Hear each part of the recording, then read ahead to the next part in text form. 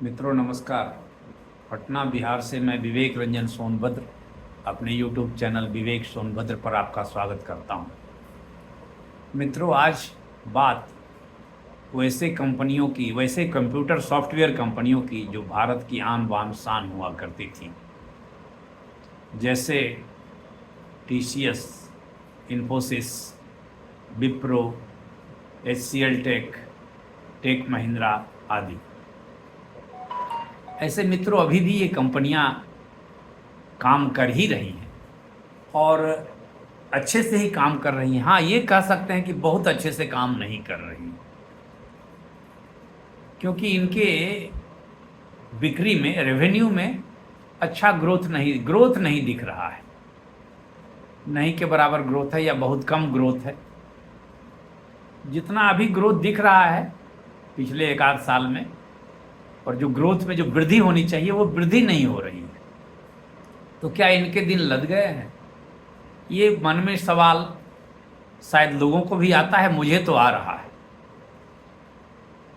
मित्रों, ये कंपनियां बहुत ही महत्वपूर्ण हैं हमारे लिए, बहुत ही अच्छा खासा बिजनेस देश बाहर के देशों से कमा कर लाती है, खासकर अमेरिका से और यूरोप से। सबसे ज़्यादा अमेरिका से ये डॉलर में पैसे कमा कर लाती है और लाखों लोगों को रोजगार भी देती है, भारत में और भारत के बाहर भी भारतीयों को भी रोजगार देती है, क्योंकि ये विदेशी बड़ी बड़ी कंपनियों के लिए सॉफ्टवेयर प्रोवाइड करने का काम करती है। सॉफ्टवेयर सेंटर बनाकर रखा है, ऑफशोर सेंटर, सॉफ्टवेयर डेवलप करती है। उन सॉफ्टवेयर पर उन कंपनियों का काम होता है और वे फिर हमें इस कंपनियों को पैसे देते हैं। अब मोटा मोटी TCS में 6 लाख लोग काम करते हैं। ठीक है, 6 लाख में हो सकता है 5 लाख लोग भारतीय हों या कितने हैं ये मुझे लेकिन अधिकांश भारतीय हैं। और वही हाल Infosys, Wipro, tech Mahindra, HCL tech आदि का भी है, और भी कई कंपनियां हैं। लेकिन ये 4-5 कंपनियां देश की प्रमुख सॉफ्टवेयर कंपनी है जो कंसल्टिंग का और सॉफ्टवेयर आउटसोर्सिंग का काम करती है। लेकिन इधर ग्रोथ कम है। उसका कारण दो कारण लोग बता रहे हैं। एक तो AI का पदार्पण। AI के पदार्पण से ऐसा लग रहा है कि जो काम इंजीनियर के द्वारा, सॉफ्टवेयर प्रोफेशनल के द्वारा किया जाता था कोडिंग के लिए, जो कोडिंग करके जो सॉफ्टवेयर बनाया जाता था उन कंपनियों के लिए, उसमें आर्टिफिशियल इंटेलिजेंस वाले मशीनें जो होंगी वो काम कर देंगी या उससे बेहतर काम कर देंगी। खैर, ऐसा नहीं है कि व्यक्तियों की ज़रूरत नहीं होगी। ट्रैक्टर के आने से मजदूर तो ऐसा नहीं है कि मजदूरी करने वाले या मजदूर की ज़रूरत नहीं रही। हार्वेस्टर आने से ऐसा नहीं है कि मजदूर की कमी खत्म, मजदूर की ज़रूरत ही नहीं रही। तो ऐसा नहीं है कि आर्टिफिशियल इंटेलिजेंस के आधार पर मशीन लर्निंग और मशीन और रोबोटिक्स के द्वारा काम होने पर सारे मैनुअल जो कंप्यूटर सॉफ्टवेयर के जॉब हैं वो खत्म हो जाएंगे। जॉब की ज़रूरत तो रहेगी ही, लेकिन ऐसा हो सकता है कि जो काम अभी 6 लोग करते हैं वह काम आगे 2 लोग ही मिलकर कर देंगे, और वे दोनों लोग भी बहुत ज़्यादा कम्पिटेंट होने चाहिए। अभी जो औसतन 6 लोग कम्पिटेंट हैं उससे ज़्यादा कम्पिटेंस की ज़रूरत होगी। तो इनके बिजनेस पर इस कारण से दबाव है, क्योंकि लोगों को मशीन लर्निंग से कुछ कुछ काम कराने का मौका मिल गया और करवा रहे हैं।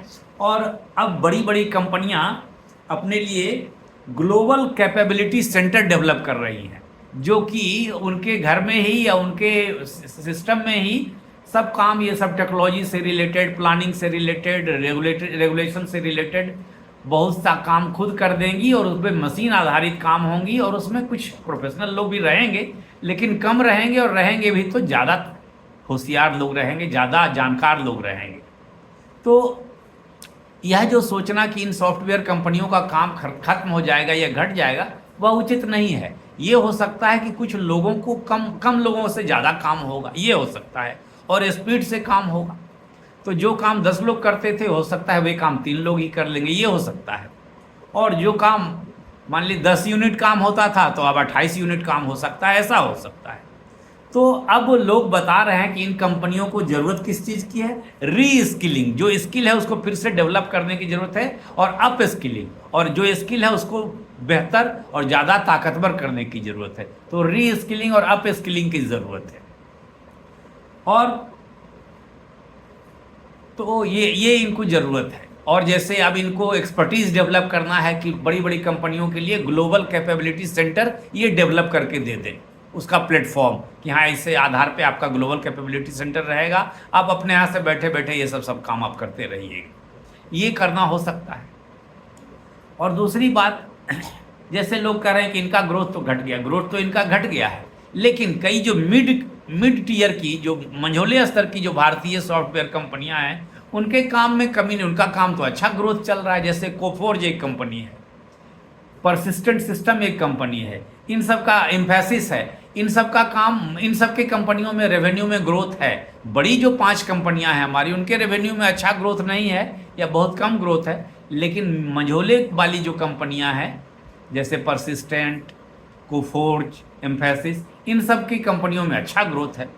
तो ऐसा कुछ नहीं है कि इनके जो हमारी आन बान शान थी सॉफ्टवेयर कंपनियां, उनके हालत ख़राब हो जाएगी, दुकान बंद हो जाएगी, ऐसा कुछ नहीं। ऐसे ये ज़रूर है कि हो सकता है कुछ जो वर्क फोर्स है उसकी कटौती हो, जैसे TCS ने भी 12,000 लोगों को अपने यहाँ से हटाने के आइडिया पर काम कर रही है, तो ये हो सकता है। अच्छा, तो कहने का, अच्छा तो खतरा 2 तरह का है, एक तो AI का खतरा, आर्टिफिशियल इंटेलिजेंस का, दूसरा जो तत्काल खतरा यह है कि भारत के जो व्यापारिक रिश्ते हैं वो अमेरिका से थोड़े खराब लग रहे हैं, तो उसके चलते लोगों में अनिश्चितता है। वहाँ के लोग इन कंपनियों को अच्छा काम का ऑर्डर नहीं दे रहे हैं, माने ठेके नहीं मिल रहे हैं। वो लोग भी सोच रहे हैं कि क्या होगा, कैसे होगा, ट्रंप साहब आ गए हैं, ये क्या करेंगे, कैसे करेंगे, ट्रंप साहब का भारत के प्रति रुख बड़ा खराब है। ये सब चीज़ें भी इन बड़ी बड़ी कंपनियों के व्यवसाय पर थोड़ा असर डाल रही हैं। ऐसे OpenAI के, आर्टिफिशियल इंटेलिजेंस की जो बहुत बड़ी कंपनी है OpenAI, उसके जो CEO हैं सैम अल्टमैन, उन्होंने कहा है कि ऐसा कुछ नहीं है कि AI के आने से ये सॉफ्टवेयर कंपनियों का काम खत्म हो जाएगा। उनका तो कहना है सॉफ्टवेयर कंपनियों का काम और बढ़ेगा। अब वो कंपनियों का काम बढ़ेगा, लेकिन उनमें ज़्यादा लोगों की ज़रूरत होगी कि नहीं होगी, इस पर अभी स्थिति स्पष्ट नहीं हुई, क्योंकि आर्टिफिशियल इंटेलिजेंस का आने के बाद 5 आदमी का काम 1 आदमी या 2 आदमी कर देगा, 20 आदमी का काम 3 आदमी कर देगा। तो लेकिन हाँ, सॉफ्टवेयर कंपनियों का काम घटने की संभावना नहीं है। ज़रूरत है कि उन कंपनियों को AI टूल्स डेवलप करने की ज़रूरत है, कि AI के टूल्स, जो सॉफ्टवेयर कंपनियां हमारी हैं, वे खुद ही AI का टूल्स डेवलप करें, तो उनका काम बढ़ेगा और उनका काम अच्छा चलेगा, ऐसा मैं सोचता हूं। लेकिन मित्रों एक बात है, मैं एक लेमैन ही हूं, मैं कोई टेक्निकल और इंजीनियरिंग एक्सपर्ट नहीं हूं। मैं जो आसपास में यूट्यूब वीडियो, अखबार में, किताबों में पढ़ता लिखता हूं, सुनता हूं, उसी के आधार पर अपनी राय देता हूं। तो आप इस बात का बुरा न मानेंगे, मैं कोई बहुत बड़ा एक्सपर्ट नहीं हूं। लेकिन अगर आपको कुछ जानकारी इस संबंध में हो जो कि मुझे नहीं हो, या जो मेरी बातें गलत हुई हो इस वीडियो में, तो आप कृपया अपनी राय दें, यही मानकर कि मैं भी एक छात्र हूं, तो मैं भी सीखूंगा और अन्य लोगों को भी बताऊंगा, जिससे कि फैक्ट क्या है, सच्चाई क्या है, वस्तु स्थिति क्या है, सबको जानकारी मिले और सब लोग इसका फ़ायदा उठाएं, लाभान्वित हों। तो मित्रों नमस्कार, धन्यवाद।